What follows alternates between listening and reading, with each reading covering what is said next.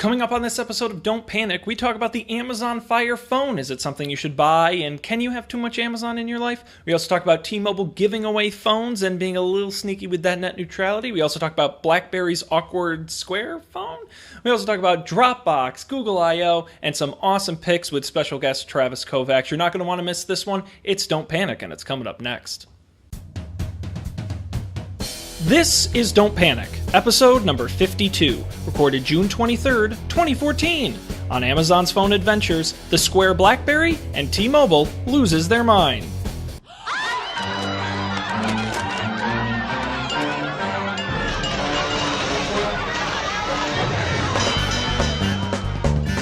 Hello and welcome to yet another edition of Don't Panic, the technology podcast featuring gadgets, the internet, and you might not believe it, but also you. I'm your host, Sean Jennings, and we have got a very special episode tonight. No, I'm not addicted to painkillers. Even better, we have a special guest. He is a good friend of Colby, Dan, and myself. He is knowledgeable on things like technology, video games, and fine Mexican cuisine. It would be none other than our good friend Travis Kovacs. Travis, what's up? Not too much. Thanks for having me on. Well, we appreciate you being here. I'll inform all of our viewers that due to some scheduling issues this week, we're doing the show on Tuesday. Dan could not make it tonight, so Travis, you can think of it like Broadway. In tonight's performance, the role of Dan Miller will be played by Travis Kovacs. And Colby is going to call in a little bit later into the show. He's not here for the start, but he will be here later. I will tell everyone out there, as always, thank you for listening. We do the show every Monday night, 10 p.m. Eastern, 7 p.m. Pacific on the internet. Don'tPanic.io is our website. There you'll find all our information, past episodes, audio, video, link when we do the show live. Also, Facebook, iTunes, RSS. We're everywhere. Twitter, Stitcher, you name it, we're there. And we hope you listen as well. We've got so many really, I think, great stories. So why don't we jump right in to our top story, and that would be the Amazon Fire phone. It's been anticipated for quite a while. It's been expected that Amazon, now that they have tablets, well, why wouldn't they make a phone? Well, Jeff Bezos this week said, all right, why not? And they announced what's known as the Amazon Fire phone. Let's talk through some different features here, starting with the actual hardware. It's a 4.7-inch display. It's Gorilla Glass on both sides with a rubber band that sort of goes around it. It has a dedicated camera button, which is an interesting feature, a USB connector, a quad-core 2.2 gigahertz processor, 2 gigabytes of RAMs, and an Adreno graphics processor, and a 13-megapixel rear camera, and two dual stereo speakers. I would say, the processor is a little slower than what it's kind of between the current iPhone and the new S5, as far as graphics go. And the camera is closer to that of an S5. You're not far off in specs from the S5, the Galaxy S5, which is just a little bit better. Travis, I'm sure in this article we've been looking at, you've seen pictures. Do you have any immediate thoughts on the sort of design aesthetic of the phone? It looks like it looks pretty streamlined as far as smartphones today go. It has a lot of cameras. You'll notice it's got three pretty noticeable on the front end of it, and as well as another on the back for taking the pictures. But it does remind me a lot of, honestly, a taller iPhone 5S, but just a tad slimmer. Yeah, I think the design is, obviously it's kind of just a black slab. There's nothing super revolutionary, but I actually think it's a relatively slick-looking phone. I like the kind of rubberized bumper that's built in. Most people add cases to their phone, but possibly it's a phone you might not actually need to add a case to. I'd also say that I think one of the features that I certainly miss on my iPhone is a dedicated camera button. And we'll talk in a minute about why that's so important. But I think that's another good hardware feature as well. Something that they don't put on enough phones. Another big feature, we talked about the camera, 13-megapixel sensor. Optical image stabilization. They showed preview pictures. Unsurprisingly, they looked good. We'll have to wait and see some real-world tests. But a big feature of this is free Amazon Cloud Drive storage, unlimited, for all of your photos. It's quite a deal. Now, this is, of course, if you're a Prime subscriber, but I don't know how you would have this phone and not be a Prime subscriber.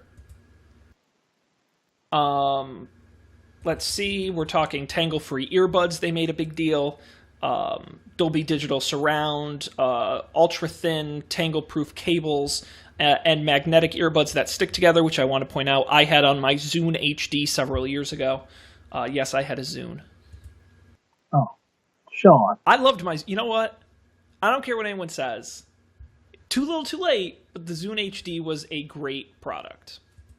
Okay, the key for that, I guess. It was the first to have an HD screen, first to have Wi-Fi built in. Couldn't do anything with the Wi-Fi, but it was there. It was a nice piece of hardware. Let's skip to some of the more interesting stuff. Instant tech support, Mayday is included. You may know this from the Kindle Fire tablets. It's a button you push and you get 24/7 free support over video. They claim you can connect within 15 seconds of pushing the button, and it's available over both Wi-Fi and 3G, 4G. Now, one of the biggest features, and this is something I think we're definitely going to want to talk about, is what's known as Firefly. And it's a feature where you use the camera on the phone to identify things around you. So they've got algorithms and all kinds of fancy things like that, but you can point it at a product and it knows what the product is. You can point it at a phone number, it knows what the phone number is. If it hears a song, it'll Shazam it. If it hears Game of Thrones playing on your TV, it'll know that's what you're watching. It's sort of a mass identification platform for Amazon, and the long-term goal, like everything Amazon does, is to get you to buy more products. And I suppose the idea would be taking the phone, pointing it at the box of cereal you're out of, and Amazon would say, "Oh, we have this box of cereal for $3. Would you like to one-click order it now?" So my question to you, Travis, is this... A, is this something you would use? And B, is it a little much? Do you kind of think it's a little overwhelming, a little creepy, getting that kind of vibe from this? What are your thoughts on Firefly? Firefly has, in my opinion, some pretty good, benefits coming up, especially with the fact that it's kind of a counter to one of the Google features that I know Android has. I'm not sure if the iPhone has it as well. It's basically the same thing. Like if I took this Coca-Cola cup, pointed at the label, it reads Coca-Cola. It'll search for everything Coca-Cola that it could find. Although this seems to be a bit more advanced, I suppose. It kind of does seem like it's watching you. If you have it on and you're doing something, it's like, oh, do you want to add this to, say, your Amazon Play wish list thing? I don't know what they have for that. But yeah, it could be seen as kind of creepy, but from what I see, it's just a really nice way for people to streamline a search for something instead of looking all over the internet. Yeah, and that's one of the things that was interesting about the camera button is the first time you push it, it actually takes you to Firefly. You have to push it twice to go to the camera. So clearly what Amazon is saying is we want the camera to be used first for this, and then take pictures second. So... we talked about on the show a couple weeks ago, Amazon was sending out, and I forgot what they called it, for the Amazon Fresh Limited service. It was like a little wand that could read barcodes, and you'd go around your house and pick out all the groceries you needed, and it would automatically send it to Amazon, and the groceries would come the next week, and it was like a pilot program. But that's essentially what they've built into the phone, and there was a lot of question about who this phone is for, and... I think, and this is a big stretch, and I hope you argue with me on this, I think it's for a new class of consumer. I think it's for the instant, want it now, always on consumer. Now, no one wants to admit they're this kind of consumer because it makes us seem very selfish and very, consumer-focused and very capitalistic, but... think about it. When Amazon teased they were doing, drone deliveries, we were all salivating at the concept. Wait, I can have something in 30 minutes? All Amazon's really doing is removing barriers to you purchasing things on their website. And this is what they've done the entire history of their company. Whether it's one-click purchasing, whether it's putting out their own hardware so you don't have to use apps on other platforms. That's Prime. That's what this company is all about, is making it easier and faster for you to buy things you want. And if that's what you want to do, this phone is without a doubt your best option. Actually, I think you're entirely right about that. I wish I could find something to argue, but it does seem like it's something that people will use to very quickly find and, if not get, order the things that they want within maybe a minute. And it definitely is a huge wall that's been broken down, but I kind of question whether or not it's one that needed to be broken down, except for the fact that we're in a new age where everything has to happen fast. But I think the problem comes in where a phone is a device you spend several $100s on and own for 2 years. Traditionally, I know that's not the same for everyone, but that's kind of the most common situation. This isn't a phone. I mean, you could, but it's not. They're not marketing it as a phone you're going to play Angry Birds on. It's not the phone you're going to be reading Twitter on. This is a phone designed to do the core text messaging, phone calls, email, and for using Amazon services. You know, at least Android, while the core is Google, no one really thinks of it as a Google-only phone. But they didn't once talk in this entire almost hour and a half announcement about the Amazon App Store. I don't even know if they said it was going to be on there. I mean, I think it's a fair assumption to say that it would be. But they never once talked about any third-party apps. They never once talked anything like that. So I guess my question is, it's a cool idea, but are there enough customers out there who are serious enough about Amazon to forego all the extra things you get on an iPhone or an Android with a more wide open plan that they're going to want this phone? I don't think anything is really marketed as much of a phone as it used to be. Now, as we saw in the what was it, the WWDC with with Apple, they didn't really talk too much about something that a normal phone would do. Yeah, there were a few things about text messaging and or group messaging and connecting to other people, but mainly it was going over apps. It was going over the AirPlay that you could connect to different devices, and the same thing is happening here. People know it's a phone. They get that it can call and text and do all that. But what they're marketing now are the new features. And since no one's actually made a phone that does this, that is so clearly centric to one business, like in this case, Amazon, this is what they're jumping on. It's like, this is basically Amazon, and you get a nice phone out of it too. I think that's a really interesting perspective, and I hadn't thought of that, in that people do expect those core functionalities, and they are there. It's really what you get on top of that that makes it unique, and I think Samsung has proven this with all the kind of extra crap they put on top of their phones.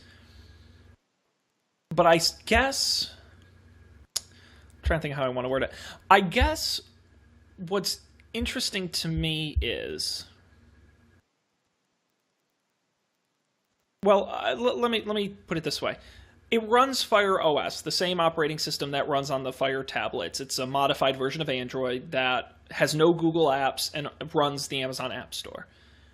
It's been time and time again proven that not only is regular Android kind of slow to upgrade and has its issues, but Fire OS has been pinged before by critics for not being the world's greatest operating system.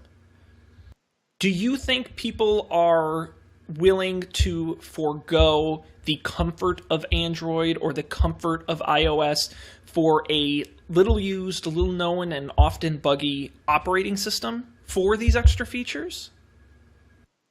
Or do you think that will be a roadblock for purchasers and users?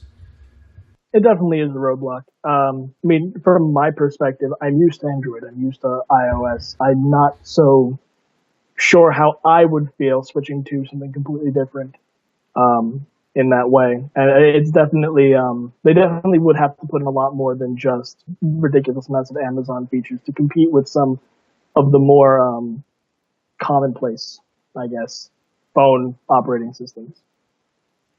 Yeah, I mean, it's so cool and it's such a good idea, but at the same time, I just couldn't see having this as my everyday cell phone, you know? Like if Amazon, like I like the idea of the little pen wand thing they had. You know, if I almost see it more like an iPod Touch than an iPhone, like a device you don't use every day. Like I could imagine buying a Fire phone. It doesn't need 3G or 4G, just Wi-Fi, and just keep it in your house. To me, even that makes more sense. I mean, obviously there's advantages to having it on the go, but and maybe I'm just like a cell phone snob, I don't know, but from everything I've seen of this phone, I can't imagine having this be my everyday for 2 years phone.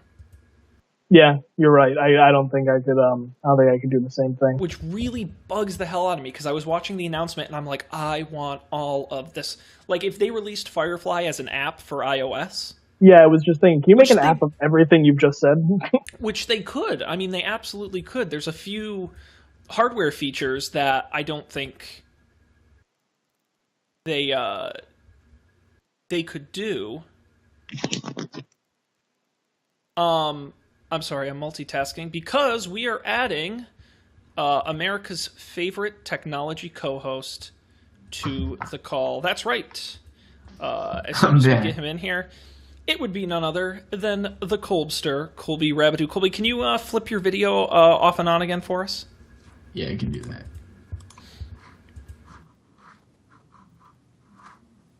That better? Yeah, perfect. All right, welcome back, Colby. Thanks. Crisis averted. Crisis averted. That's all we can hope for. We're talking the Amazon Fire phone here. Fire phone! Fire phone, and, you know... Well, you seem excited. I'm not. I'm not excited at all. We were just talking through Firefly and some of the, you know, unique features of this phone, and I guess our core argument came down to this idea of it's a really cool idea to have a device that does Amazon everything, but could you have that as your everyday phone for 2 years? Is my question. I mean, where do you kind of... I mean, is this a phone you would consider buying? I don't think so.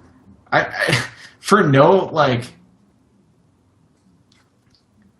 I don't have a logical reason for not wanting to, but it just feels to me like, it seems like if I'm going to have a phone with an app store, I'd rather have that app store be Google's or Apple's. And I don't know, like, if it's actually the case that either of those are better than Amazon's app store, but it seems to me that, like, Amazon's app store is a subset of the Google app store. Yeah, as far as I know, the Amazon App Store, app developers, it's basically, they have to tweak their code like slightly, but I think it's just a resubmission process. You just have to submit it separately to the Amazon store. But it's Android, so it's not radically different. Right. Yeah, I mean, I don't know. Maybe it's cool. Like, it seems like, I mean, honestly, it seems kind of like just another Android device. And, like, you know, it has its, like, random cool shit. Like, you know, all the other Android devices have their one or two random cool things. I don't know. It doesn't seem like a game changer. Like, so, I guess if you were super into the Amazon stuff, right? Like, yeah, well, if that was all you did for everything. If you were super into Apple stuff, you'd get an iPhone. I mean, it's an ecosystem question, but I mean, I would posit, you know, do you think that that Amazon could achieve its goals of, I'm assuming, increasing sales and customer loyalty and all these things, Prime subscriptions, by releasing these features as apps on other platforms, Firefly as an iOS app or as an Android app? Do you think they could get the same results, or do you think they have to have their own hardware? And I think that's probably the internal debate Amazon is having. And for them, they believe it's about the hardware. Yeah, I mean, I think there is a certain appeal to, like, controlling your own destiny, right? Like, I mean... Especially on iOS, but like I'm sure to some extent on Google's Android too. You're kind of like, you know, at any time, like Apple could come along and totally ruin your day. Basically, is the way it goes, I think. Yeah. So I don't know. I mean, it kind of makes. I don't know. Like. It makes sense in that they have a tablet. I don't know why my video keeps turning itself off. Amazon's listening, they know. Yeah. I mean, they have a tablet and they have a phone now. So, like, you know, maybe it makes sense to have those two things, like, work nicely together. Like, if you have a tablet. Well, and I I think that's really the core argument, and I think at least my conclusion on the Fire Phone goes down to this. And there's also Amazon Fire TV, remember? So you include Fire TV, Kindle Fire Tablet, Fire Phone, the website, Prime, video, music, now photos. They have photos? They have photos. We just talked about that. Unlimited photo storage in Amazon Cloud when you have the phone, which is a very nice feature. I think my argument comes down to this. If you're an Amazon head and you already own a Fire TV and a Fire tablet and you use Amazon for everything, then yeah, this probably is the phone for you. But I would make the argument that if you are ecosystem agnostic, you're not particularly committed to any one, I would probably not recommend this phone. I think that seems reasonable. Because to me, it's almost like this, for the same reason I wouldn't recommend a Samsung phone. The sort of quirky features that they claim are extras over their competitors, I don't think make up for the fact that it's a lackluster device. Yeah. Or that the gimmicks get in the way, or things like that. And there's one other feature I want to talk about, and then we'll move on, is, of course, the 3D phone. This was the big teaser, and everyone said, what's the 3D phone going to be? Well, they've managed to pack 4 cameras and 4 infrared sensors into the front of the phone. It's actually 5, because there's the one in the middle for video chat and selfies. But the way it works is the 4 cameras track all the different dimensions of your head in space. And it's amazing. I don't even know how they do it. And by doing that, you're able to do things like take the phone, and when you kind of move your head around, it kind of moves with you. You can apparently, you can scroll through web pages, just kind of as you move your head down, which doesn't make sense because eventually you'll be looking at your crotch or something.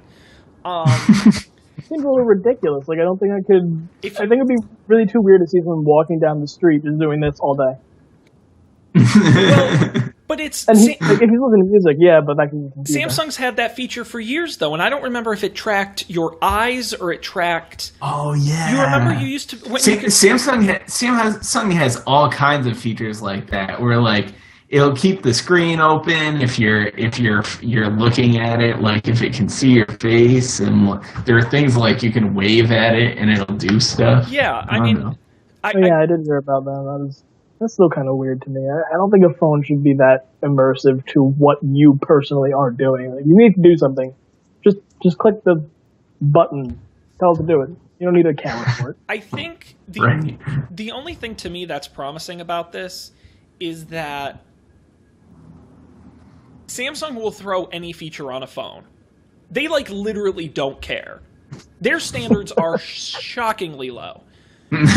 But for me, I believe that if Amazon is putting a feature on a phone, they know what they're doing. I trust that in the same way if Apple puts a feature on a phone, I may not understand why, but I trust that Apple knows what they're doing.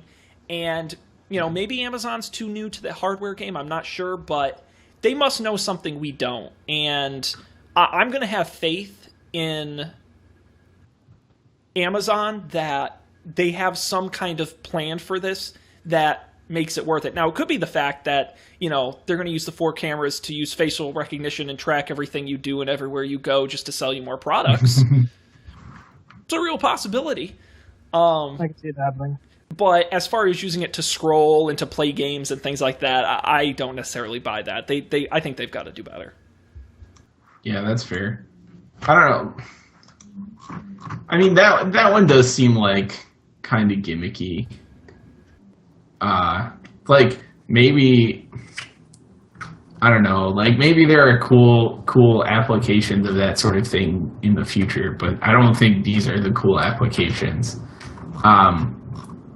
That being said, though, the other features, like the Firefly thing, they at least make sense from an Amazon point of view. You can take pictures, look at things with your camera and buy them on Amazon. That makes total sense. At least it's not ridiculous. I feel like Samsung's plan is they'll do anything as long as they can do it first. Yeah. No, you're exactly right. So Yeah. It's, at minimum, the technology is cool. Like, they demoed how it tracks your head. I mean, putting 4 cameras and 4 infrared sensors is very interesting. So it's all about how applications and how Amazon uses it. And that's a wait and see. I'll wrap up our Fire Phone discussion by letting you know, of course, after you've talked about how great we think it is, you want to go out and buy it. Well, at least for now, you have to be an AT&T subscriber. They didn't say explicitly it was an exclusive, but that's the only carrier it's been announced for. So we'll stick with it there. You get 32 gigabyte model starting at $199.99 on contract, $299.99 for 64 gigabytes, and you can get any model off contract for starting at $649. However, if you do buy one, you get 12 free months of Amazon Prime. Even if you're a current member, they tack it on your subscription. So technically, as a $99 value, it really brings the cost of the phone down to $99.99. Whoa. Which is compelling. It is. I think we're all kind of on the same page. I mean, if you're a Prime subscriber and you're a big Amazon person and you can't get enough Amazon in your life, then damn it, they built a phone for you.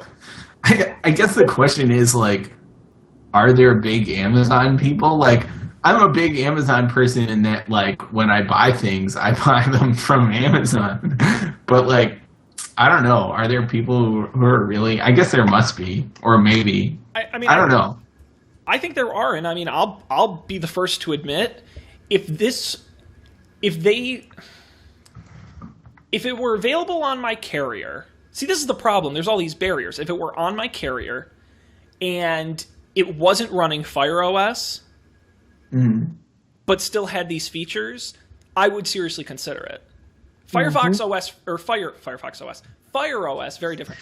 They're different. They are, is a big turnoff for me because I've used the Amazon App Store on Android and it's awful. Yeah. Now that could just be because it's on. Why is it awful? It's really buggy. It crashes a lot. App management. The app is awful. Yeah. Now, of course, it baked in, and I've used early versions of Fire OS on some of the first Kindle devices, and I was not impressed. Could it be different? I don't know. That's what kills it for me. Fair enough. Yeah, I mean, like, all things considered, it's pretty young compared to regular Android, so but there's probably going to be some rough edges. That's the tough thing about phones. People spend a lot of money on them. They buy one every 2 years. I mean, a tablet isn't the commitment you get with a phone. A phone you use every day, all day. It's not like a tablet. That's true. So, that's true. All right, why don't we move on to another story? Do you guys want to do trivia tonight? I'm concerned about time. We're already about 20 minutes. We're actually about half an hour in, so maybe we'll skip trivia tonight. Because I really want to get to some of these stories. T-Mobile, the fourth-place cell carrier here in the United States, announced the next version of their Un-carrier, which is what they call all the big things they do to buck the trends in cell. And this, they announced 2 things. So the first being what they call Test Drive. And the way it works is T-Mobile will mail you an iPhone 5, and you can use it for free on their network for a week, see how you like it, and then send it right back to them without costing you a dime. It's an interesting concept. I will say I actually did the research because I thought about trying it. And the way it works is they put a $700 charge on your credit card that they then lift when you return the phone, unsurprisingly. Makes sense. You also have to return the phone in person to a T-Mobile store, of which there are none anywhere near me because we don't really get T-Mobile here. But outside of that, anyone can do it. T-Mobile thinks 1 million people will test drive the phones. The other interesting part of this is that Apple is actually providing these phones at no cost to T-Mobile in an effort to hypothetically sell more iPhones. Whoa. Being a hitman never got easier. They're basically just giving you a burner phone, then you go back to T-Mobile. Basically, yeah, and it's actually what's funny is it says right in the terms, like what if you get water on it and damage it, you don't get your money back. And one of them is if you activate Find My iPhone, they won't give you your money back. Because I guess there's some kind of weird thing where they can't reset the phone after you ready. I don't know, but that was in the disclaimer, which I thought was amusing. Kind of weird. Like, what if you do actually lose it? You're really, if you can't, although to be fair, if you can't track your phone for 7 days, I don't know. Should you have a phone? So, before we move on to the second half of this announcement, any thoughts on test drive? I mean, would you consider trying this? Is this an interesting idea? I know, Colby, you already have T-Mobile. I do. I also like,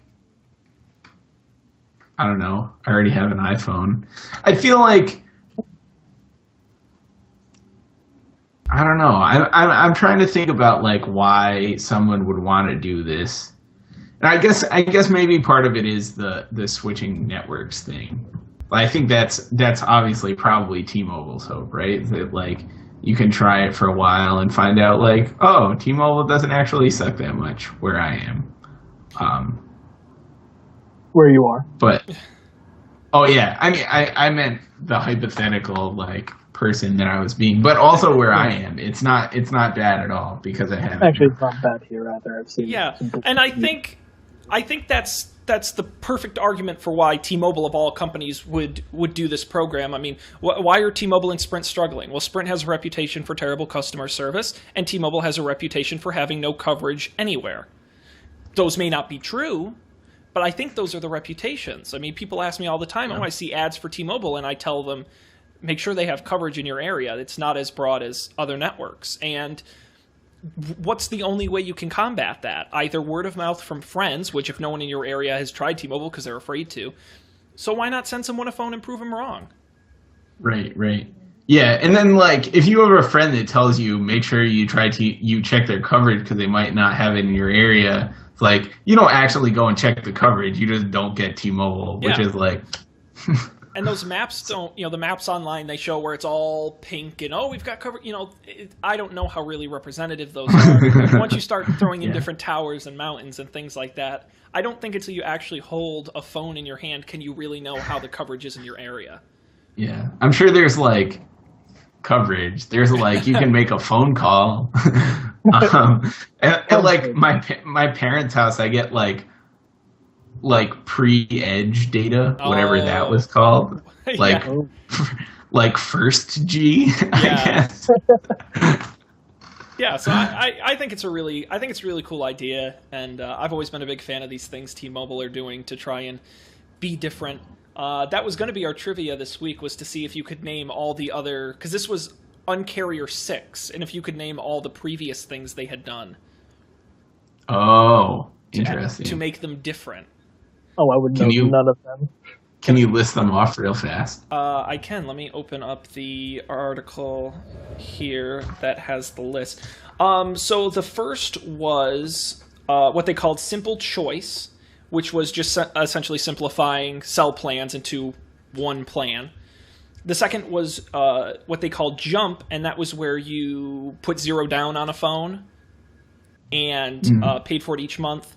Then they did free international roaming. The next was early termination fee payoff. And then the next one was a new set of no contract plans, now including 4G. And then it was test drive and what we're going to talk about right now, which is music freedom. Music freedom. It's a new initiative where T-Mobile has decided that certain music providers, including the likes of Pandora, Rhapsody, iHeartRadio, iTunes, Radio Slacker, Spotify, Samsung's Milk, which I guess is a music service now, and other services. Well, yeah, I know, because Samsung really needed a music service. They announced that those music services would not count towards your data on your phone. So if you have, say, 5 gigabytes a month, all other traffic you do does apply, but these music do not. Of course, this caused people to cry net neutrality, as most of these things do, claiming that it's not fair for T-Mobile to pick and choose who gets to do what on their phones. However, it is perfectly legal for them to do it. And I do find it important to note that these services are not paying T-Mobile. T-Mobile is voluntarily exempting them as a value add to customers. Right. So should we be concerned? No, I think. Well, maybe. Not to say no. I think maybe, but like I think there are bigger worries for the time being than T-Mobile giving away free stuff.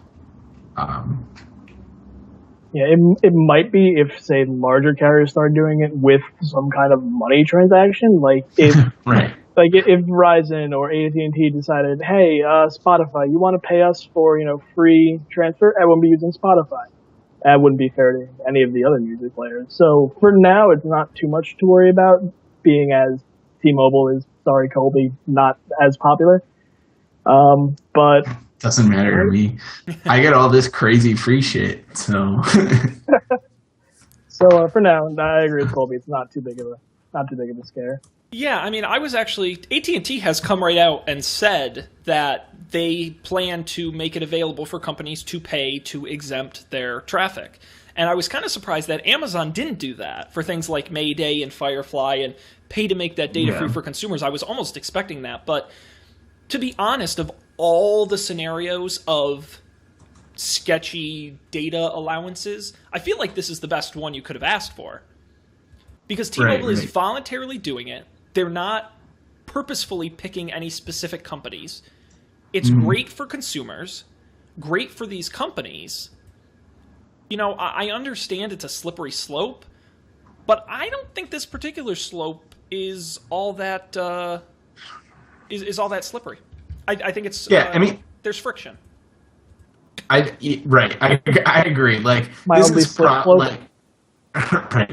And if all of a sudden T-Mobile got super popular, like I feel like this is not entirely sustainable either. You know what I mean? Like if their networks got super congested like Verizon's or AT&T's are, like having everyone streaming music all the time might not be something that they wanted. But like for now, I don't know. I think that as far as net neutrality goes, the Netflix, Comcast stuff is a much scarier future than this. Like, I don't know. I feel like this is just like T-Mobile being T-Mobile at this point. I think it's awesome, quite honestly.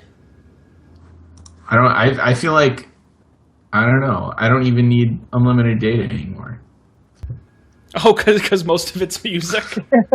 Yeah, actually, that's not true. I use tethering all the time, so I guess that's definitely the largest chunk of my monthly data usage. But. Well, that's excellent. Why don't we move on to our next story? I want to give a quick shout out to our live viewer, Liz Jasko. This one goes out to you. We appreciate you joining us on the show. Let's talk about... What time is it? Let's see how we're doing on time. I don't want to go too late. Oh, we're doing fine. Is there a particular story you guys want to talk about next, or should I just go for one? I don't think we should talk about Android, because Google.io is going to be next week, right? Or after this week? When is Google.io? It is the keynote is tomorrow, starting at noon. Yeah so we can talk about Android next week. Yeah. Next week is going to be all Google.io, because they're announcing a ton of stuff. All Google all the time. All Google all the time. Why don't we... I want to quickly... We don't have to talk long about this, but have you guys seen this Blackberry phone? No, I can't say I just saw it. You got to pull up this photo. It's ridiculous. Huh? I know. Actually, it's a full screen, this. Hold on. Let me put it up for the video viewers to look at here. This is the BlackBerry Passport. They say it's coming in financial year 15. And it's just kind of a big square phone. Now, mind you, this isn't tablet size. This is like, you can see it in this picture next to a traditional phone. I mean, it's a phone. It's just really wide. And I know that Apple got the copyright on beveled edge rectangular phones, but this is taking it a bit too far. I mean, it kind of almost to me looks like you see someone online, like when they do mock-ups of what phones look like, and you're like, That's stupid. They would never make a phone that looks like that. You know, it kind of looks like a bad Photoshop. Well, now they have a phone that looks like that, and it's probably because it's the exact size and shape of a passport. Actually, it's a bit thicker or wider than an actual passport. Yeah, just call it the Blackberry Square. I mean, for the only reason I think this phone would work would be to, like a tablet, hold it two-handed and doing things with your thumbs on both sides of the screen. No one wants Yeah, because a standard cell phone's not wide enough really to do that. Right. But like I mean, by default, that makes it too big to use with one hand. You're right. So like, why wouldn't you just get a tablet then? I don't understand. And like, think of it this way: how cool would Aiden Pierce from Watch Dogs look with a cube phone doing this to hack everything? Yeah, not cool at all, actually. He has to like put away his gun. Well, that's like, hold on, police. There's a whole thing. Oh God. That's one of my favorite things is when companies use product placement and you're like, why is Jack Bauer on 24 using a Microsoft Surface? That doesn't make sense.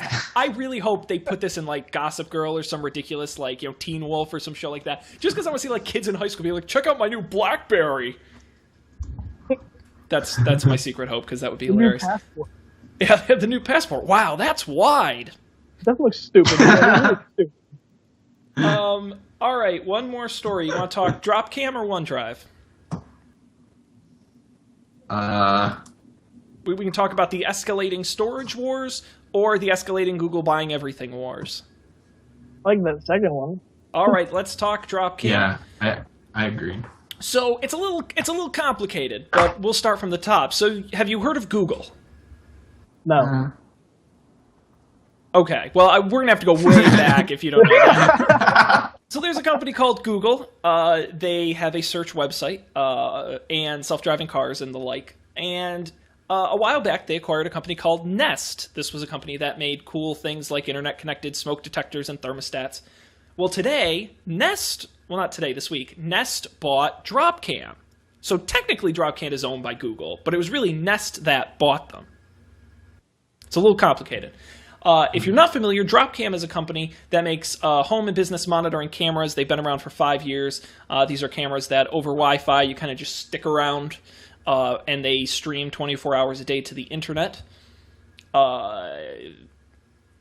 They're saying that they expect to treat Dropcam just like any other kind of auxiliary service in the same way they treat Nest, where it won't become, Google Camera or anything like that. But what's interesting to me is that let's see, Dropcam's price was $555 million, which is a pretty good value for them. I think what's interesting to me is, and they're going to talk about it at I/O tomorrow. We basically know that home automation, Apple's discussed it. Google's going to be getting big into it. But it's interesting to me that Google now owns these companies, whereas Apple has to get partners. It was also announced today, and I don't have a link in the rundown, but Nest also, they didn't announce it. They released their sort of developer's kit to integrate with Nest products. So things like IFT, which we've talked about on the show, they're integrated with Mercedes-Benz now, where as your car comes home, it adjusts the heat, and all kinds of these other services, which they have a interest in getting as many of these companies to work with them, because as we know, it's a very fractured market. If everyone goes to Apple, they're going to use Apple standards, and Google's in tough shape. So I guess my question to you guys is, A, how important is it for Google to own these services? And B, where do we see Google's home future going? If that's even a competent question. And it might not be. You can go first, Colby. Wait, what was the first question? I did throw a lot in there, didn't I? What does it mean now that Google is starting to acquire not just one, but multiple home automation, digital home type companies? New society entirely controlled by Google. Oh my God! I'm sorry. I don't want to take it off the rails, but you guys have lives and things, but what's fascinating to me, the Verge put out an article today, and it was a parody article about how Google created Skynet. And it was like a guy in the future, and he's like, we trusted them at first with all our data, and then they started, and then in 2015 they announced the Google robot cars, and then they decided they didn't need humans, and they spun it, and it was a satirical piece, but it actually got me really angry. Because hello Verge, you're a news website, and I don't know why you're publishing that. Like, if The Onion wants to publish that, fine. I don't see why you needed to do that. And the other thing is, it really bugs me when news sites sort of stoke the flames of panic for no reason. I mean, don't panic. We're supposed to tell you to not panic. And it really bugs me when they constantly put out these articles that's like, Google's destroying our future. Google's going to own everything. And regardless of how true that is, I just think it's kind of ridiculous that, Google just bought Dropcam. That means they're going to be our robot overlords. Come on. That's just stupid. You missed the whole little story in the middle there. Like, first they acquire Nest, A, B, C, D, and then X is New World Order. Yeah, but it just pisses me off because they're a news site. Why are you writing that? I'm sorry. I mean, all for humor. I feel like that's what half of tech journalism is. It's like, Facebook is stealing your data. Google's watching your mom in the bathroom. Or like, I don't know. Has that been an article? Not that they that was just. So no. Anyway, go ahead and talk about Dropcam now that I've shouted a bit. I mean, I think this product makes a butt ton of sense in the Nest arsenal of things. You know what I mean? Like, I personally am not sure how I feel about cameras in my home. I feel like whether or not they're mine or someone else's, it makes me equally uncomfortable. I believe we've talked about this before, because Dan has more liberal sensibilities on this than I do. But I could see. I don't know. I think this makes sense. As far as Google taking over the world, I mean, they're buying shit left and right. It's like, I don't see that stopping anytime soon. So. Well, when you've got coffers of cash, and it's fascinating to me. It's such a different attitude than Apple, because Apple basically says people want to partner with us. Why do we need to buy people when we just open the doors and the floodgates open and all these companies rush to be part of our new home automation program? And Google's taken sort of the opposite approach and said, we're worried no one wants to partner with us, so we're just going to buy everybody. That's not even like a true opinion. Everyone loves Google. In fact, the Google Fiber that they have coming out, there are cities in the U.S. that are throwing money hand over foot doing such odd things to have Google come into their town and hook them up to Google Fiber. Well, that's true, but I think that's a different case. I mean, I think the problem with the home automation stuff is standards. And I think people have been saying that for a long time. What happens when my Philips light bulbs don't talk to my Nest thermometer and don't talk to my Apple iPhone and don't... I mean, that's really the concern.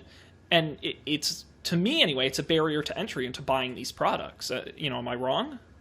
I mean, this is... I feel like this is not a unique thing, though. Like, this happens with all sorts of things. And eventually one wins. Like... it's like Blu-ray and HD DVD. Like, what's HD DVD? It was a different thing. I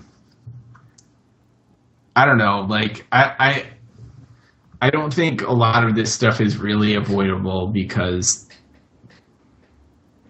like, companies don't develop new products in tandem. Like, they're not collaborating. So, like, really, I mean, what has to happen is one of these things needs to get critical, or some of these, maybe it Nest or something else, needs to get critical mass to the point where they can say, all right, here's the standard, or here's our proposal for a standard, and all the little guys adopt that. It's unfortunately not like. I don't know. I mean, I think that's what it is. And I mean, the solution, right, is software. I think in this case, anyways. Yeah, and I agree. I think that's what Google's betting on personally. Yeah. And I think the other side of this too is, they took the Nest fire alarm off the market for what was it, a few months because of certain safety issues, and they weren't selling it. And it was interesting to me when they put it back on the market, they slashed the price. It used to be, I think, $199. Now it's $99. I mean, they slashed the price, and I think that is another barrier to entry that I think being owned by Google really helps. In the same reason why Oculus is happy to be bought by Facebook, it's resources. Right, it's resources and like the clout to like bargain, to bargain with your suppliers and things. Definitely. And I think like for the smoke detector, that makes a ton of sense because I mean, for most people, I don't know if most people is the right word, but like a lot of people, you need more than one smoke detector in your house, and $200 is a lot of money to pay for a smoke detector. Mm-hmm. I mean, it's one thing like, I know Dan got one, but he has like one smoke detector in his apartment, maybe two, but I think he only has one, right? It's like he lives in a a one-bedroom apartment in New York. It's not that big. But like if you have a house or even a two-bedroom apartment, there's like, I don't know, I live in a 3-bedroom apartment. There's like 5 smoke detectors. They're everywhere. Yeah, and that's the Google advantage. I mean, I could see down the road them offering package deals and say, well, 2 Nest thermometers, 2 Nest smoke detectors, and 2 drop cams for X price, and right. Included with that, you get the software and the setup and the integration with your Google account, and make it simple and easy and affordable for consumers. And I think by being owned by Google, that's the advantage you get. Yeah. All right. Well, some good news. Before we get into picks, I do want to remind everybody that Google I/O is happening tomorrow. The keynote starts at 12 p.m. Eastern, 9 p.m. Pacific. It's streaming around the internet live. I wanted to do a live event. I got to go to work. Bummer. Because we had so much fun doing the Apple one. But you should tune in next Monday because we're going to have wall-to-wall coverage on everything they announce. We're talking new versions of Android. We're talking watches. We're talking Android in your home, Android in your car, Android in your underpants. It doesn't matter. It's going to be Google everywhere. So you're going to want to watch it. It's going to be fun. So let's move into our picks. And I'm going to go first because I said so. Go for it. So as I've said before on the show, many of you know that I just got a new job last week, and thank you. It's fun to be employed. And as part of that job, it's you. It's a bit of a corporate job, business casual attire, slacks, dress shoes. So, I was giving my wardrobe a look over, and I realized, well, one part of that is your bag. You take a bag with you every day to work. It's got your computer in it, your files in it, your umbrella, I don't know, whatever you put in your bag. And my bag was like 5 years old. It had seen better days, been slammed around here, there, and everywhere. So I started doing research into what bag I should buy. I kind of figured that there were kind of 2 different types of bags most people buy. One is the leather, sometimes antique-y, Etsy style, kind of nice. Colby, you have a bag that perfectly defines what I'm talking about. The bag that, yes, exactly. And the other side of that is your nylon, your plastic, your kind of not as leathery. I opted to go with the latter, so I picked up, and this is heavy because it's filled with all my work stuff. Ugh. This is the Timbuktu Commute Messenger Bag. Wow. We've talked on the show, and I know, Colby, you're a big fan, and I don't know about you, Travis, but the Sweet Home and the Wire Cutter. Yep. These sites that lovingly tell you the best of everything. Well, this was their one of their picks. They actually have a couple picks for bags. This was one of their picks as the best bag to get. So I've been using it for a week now, and I'm going to give you my mini review if you're ready for that. Braced and ready. So they have a couple different models. This is the Commute Messenger bag. This is Diablo. Got the red with the black stripe in there. Definitely have a good name for it. Yeah, it's nice. You can do custom colors on these, which is a lot of fun. You can build your own, or you can order them in preset colors. I got this on Amazon because I get free 2-day shipping. So in the front, we've got a couple buckles. Ugh, it's so heavy.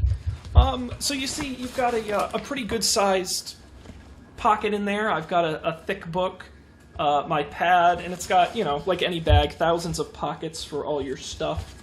I've got an umbrella in there as well. There's a pocket here in the front. I've got a lanyard in it. But certainly one of my favorite features here in the back is the laptop storage packet. So this actually kind of unfolds, as you can see. And in the bottom is my laptop, and in the top here is where I keep my tablet and my charger. This is actually designed to go through TSA security. That's why it opens this way, so you can actually just put it without having to take your laptop out. Wow. It's got That's kind of thoughtful of them. It is, and I don't travel that often, but certainly, they're known for being great bags for travelers. It's got the handle here on the top and the traditional strap. Overall, I mean, how much can you say about a bag? It holds your stuff, but I think for me, it's got a 5-year anything goes warranty on it. It's actually has a forever manufacturer's warranty on it, but I think it's 5 years and they'll replace it for free. These are known to last forever. You can customize them in any color scheme you want. Ton of great pockets, and I really like how they hold the laptop in the back. I've been using it for a week, and I'm incredibly satisfied. If you're looking for a bag that looks good enough for you to bring to a classy workplace, I actually think this fits the bill. I've seen other guys at work use these. It is the Timbuk2 Commute Messenger bag. It is at timbuk2.com, but I recommend you go to our website, don'tpanic.io. There I have a link to the exact model I bought on Amazon, and if you buy it, we actually get a kickback. So I think if you're interested, please use our link. It is retailing on Amazon for... I have to look, because it varies. They come in different sizes and different colors. Depending on your size, they average about $120 per bag. You can get them. That was the medium bag I showed you. Believe it or not, they go up to extra large. I can't imagine how huge that is. What are you hauling an extra large bag? An elephant? Yeah, I mean, the medium holds a 15-inch laptop. So what do you put in an extra large? Yeah, I know, it's shocking. A 17-inch laptop, I guess. Your desktop at that point. So yeah, the small tower. Timbuk2 Commute Messenger bag. They have a series of bags. They're really nice. I'm very satisfied if you're in the market for a bag. It's one I'd definitely recommend. So that is my pick. Who wants to go? We'll let Colby go, and then we'll let our guest send us out in style. Best way to do it. Nice. Go for it. I last week bought a PS4. Travis, are you a PS4er or an Xboner? I'm a PS1 through 4er. Nice. All right, cool. Collect them all. That's exciting. Historically, I've had an Xbox, but Dan got a PS4, and we're not going to be able to play Destiny together unless I got a PS4 too. So I did. But in any case, there aren't that many PS4 games, it seems. Or at least not that many that I'm interested in playing. But what I did get when I bought the console was Tomb Raider, which was a PS3 game, but they remastered it for PS4, so it's like Tomb Raider the Definitive Edition. So I don't know, it looks better or something. From what I've been told, it's literally, or from what I read online, it's the exact same game. It just looks different. They do for that the a next lot. gen consoles. Like that. Yeah.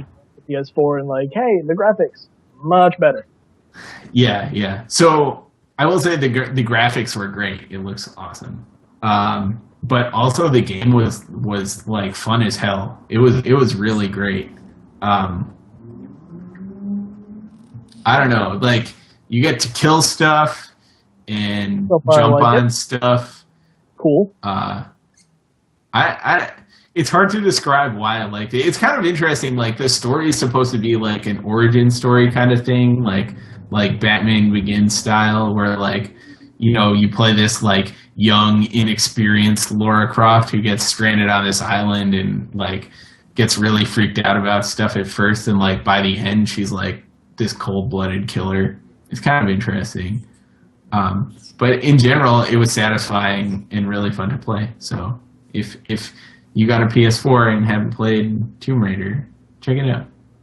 Very cool. Tomb Raider Definitive Edition for the PlayStation from Sony. I think it might also be available on the Xbox One if you're of that persuasion. Persuasion. Very cool. All right. Travis, you got another game. This one on a bit of a smaller screen. Why don't you tell us about it? Yeah. All right. So recently, I think for the end of the last semester, when I was in marriage, a friend got me onto this iOS game. And it's not only iOS; you can actually get it on the Google Play Store as well as the Amazon Marketplace. If you decide to get the Fire, go for it. But it's called Brave Frontier, and I'm actually going to load it up right now once I can get my phone to start working on it. Anyway, it's by the creators, I'll turn it toward the screen, Alim and Gumi, if you didn't see that. And it starts off very nice splash art loading screen. And it does take a little bit of connecting, especially the first time going in. Now, while it's loading, the game is kind of... The best I can describe it is as an old-style Final Fantasy game mixed with Pokemon. Now, I say Final Fantasy because, back in the old days, Final Fantasy was a turn-based type of fighting game. You had your team, then you had their team, and then you trade turns attacking or defending using potions or magic, that kind of stuff. Pokemon, in the way that the units you get can be evolved. So here's a view of the main screen. You see your team up top, and then you have like a rotating bar of things to do. The whole game is about collecting these units, making it through the story of kind of a land that was wrecked by some fallen gods. I like that a lot. I like fallen gods. Good idea. There's a social aspect of the game where you can have friends. It is cross-platform. I have multiple friends that play on Android devices or on Amazon devices, while I have the iOS version. Now, the only thing I'm really going to show you is a quick and simple arena battle. Normally, you would control your team, but here it takes about 15 seconds. The computer controls for you. Now, basically, you enter into the arena, and it pairs you up with someone to fight against. And you press the battle button. You use one of your orbs, and it will start it up like that. And you see the other guy lined up on the other side and me on mine. And then it will take you through the turn-based type of attack. If you're attacking another person, you go first. Then they attack you, and, as with any other game, your goal is to completely annihilate anybody on the other team while taking as little casualties as you can, which I failed at. Now, each person, as you just saw, has something called a Brave Burst, which is kind of like a super move. It either buffs your team, takes out the enemy team's defense, attacks, or heals. Now, if I can read backwards, I believe I'm winning. But either way, for me and for the other people who have played it, it's become kind of an addicting thing. Now, one reason I like this game quite a bit is because it uses a very, in my opinion, overused energy type of system, where to do a mission, it costs energy, and that energy refills incredibly slowly. For one energy, it takes 10 minutes, and I, being at level 82, have 77, and I calculated this out talking to Sean earlier. It takes about 13 hours for me to go from 0 to full. Now, to, circumvent that if you're not patient, they have a gem system where you can use real money in in-app purchases to buy a gem, which will refill your energy, or if your team dies in battle, you can revive them. Now, what I like about this game, what I really got into, is the fact that they pretty much start handing you gems as soon as you go in. You get them from events. There's an event they're having now where they just hit 700 or 600,000 likes on Facebook. So for the next 7 days, we get 1 gem a day. If you beat a certain mission or certain levels throughout the game, free gems. If you rise in arena ranks, free gems. Just all over the place, to be entirely honest. And besides, refilling things, they also allow you to get new and better units when you get 5 of them. It's this that really got me into it.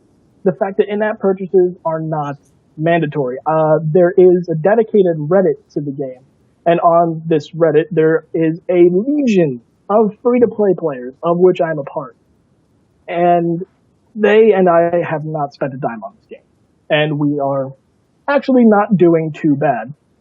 So if you are interested in that type of thing, go ahead and give it a shot. And I mean, for other people, it may not hold the same value as it does for me, but I like the old school kind of turn-based fighting games.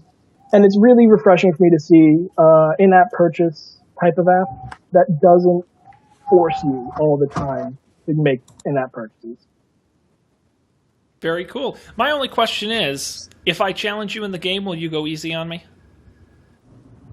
Maybe. Probably not. See, that's where they get you. Very cool. No, it's cool to see a game you're so excited about. If you want to challenge Travis, it's Brave Frontier. It's free to download on all the platforms. So check that out. Very cool. All right. Well, that can you believe it? Wow. Time flies when you're having fun. That concludes Don't Panic. Travis, my goodness. So fun having you. Hey, it was great to be here. Thanks for having me again. We appreciate it. Is there anything you want to plug or promote? Plug or promote? I know no one ever does, but I want to at least offer. You were nice enough to come on. I mean, nothing to the audience at large, but hey, Colby, you should definitely add me on the PlayStation 4. Yeah. That's my plug. I'm plugging myself to you. We'll exchange details after this. You can be my second friend. Nice. First is so overrated. You know what? That's probably one of the best plugs we've had, so that's not bad. Yeah. Very good. And, of course, Colby, as always, a pleasure. Colby will be back next week along with our compadre Dan Miller. Monday night, 10 p.m. Eastern, 7 p.m. Pacific, as I said before, with Google I.O. coverage wall-to-wall. What weird thing will Sergey Brin or Larry Page say? We're going to find out. Join us then. Don'tPanic.io is our website. You're going to get all the information on all the episodes there. And we recommend you do that. I also want to thank fan Liz Jasko, who's been tweeting with us the entire episode. We love our fans. At Don't Panic Show on Twitter is our account. I monitor it during the show, so if you tweet at us, who knows, maybe I'll mention you on the show. Very cool. Well, thank you all for watching. We'll see you next Monday on another edition of Don't Panic. Please don't.